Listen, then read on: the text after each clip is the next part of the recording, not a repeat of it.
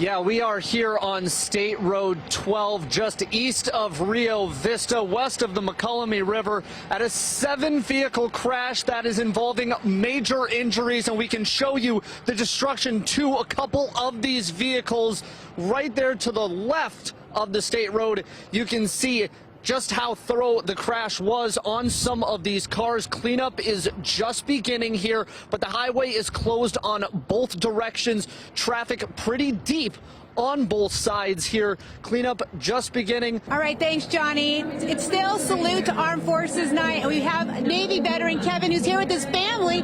What does a night like this mean to you, and how special is it? It's really special. I used to come to River Cats games a lot before I joined the military, and having my 5-month-old baby here for her first game is honestly awesome. It's incredible. Now, you've been deployed to Afghanistan. You told me a bunch of places you've been deployed to. Yeah, I did 10 months in Afghanistan, I did 8 months in Africa, and I did 7 months in Indonesia. You see some flames right there as they use the hoses to try to manage this scene. We will certainly keep you updated as we learn more about this fire near the rail yard.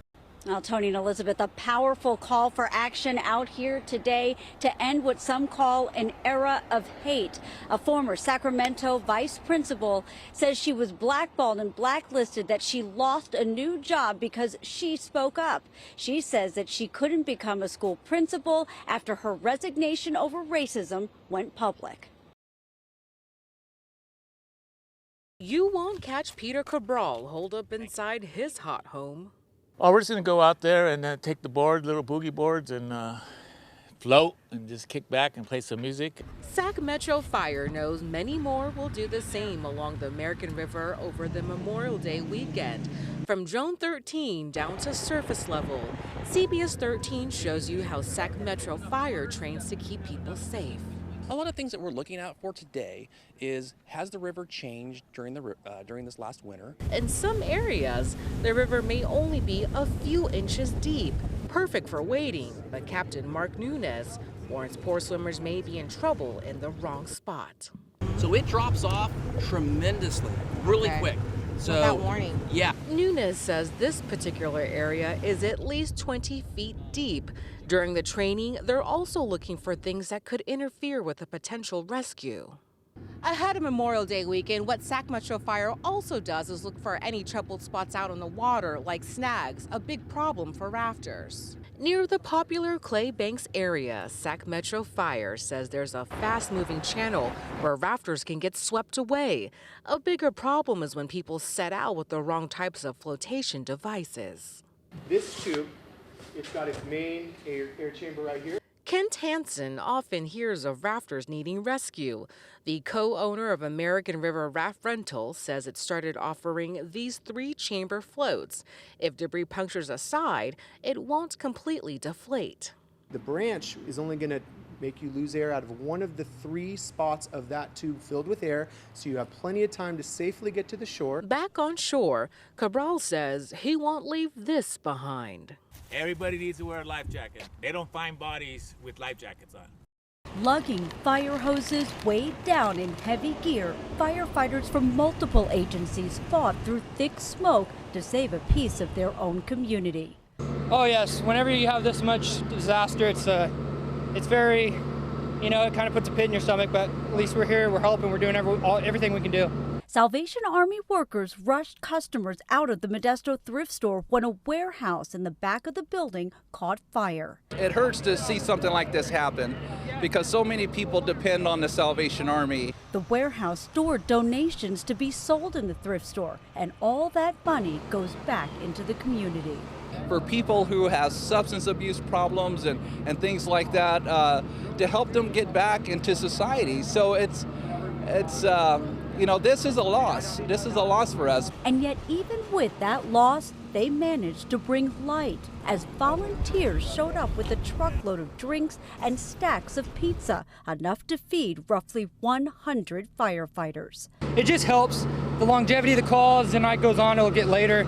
It just helps keep the morale high and everybody give us somebody to talk about, drink, and cool off. We're so grateful for the firefighters and their quick response and for them risking their lives to save our building. A risk that got rewarded in a community that truly helps their own. We've learned that it's always best to give than to receive. So the Salvation Army, the way we work, we're always giving, and we get blessed by giving.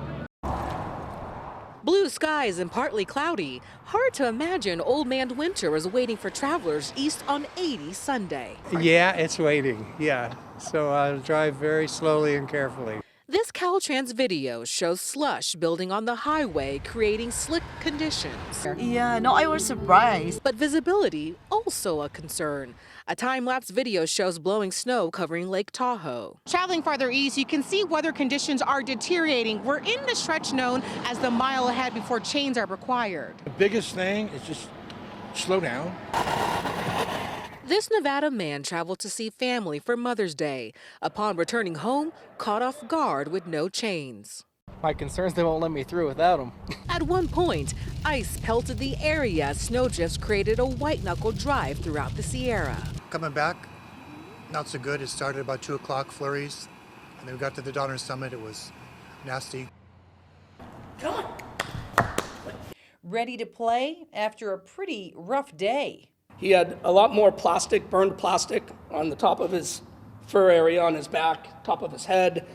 He's still got a little bit down below, a little burn on the back hind leg. Sacramento fire crews rescued this little guy during a homeless debris fire Tuesday. The captain on the scene knew man's best friend needed a good friend, so he called Mike Thawley at Station 19.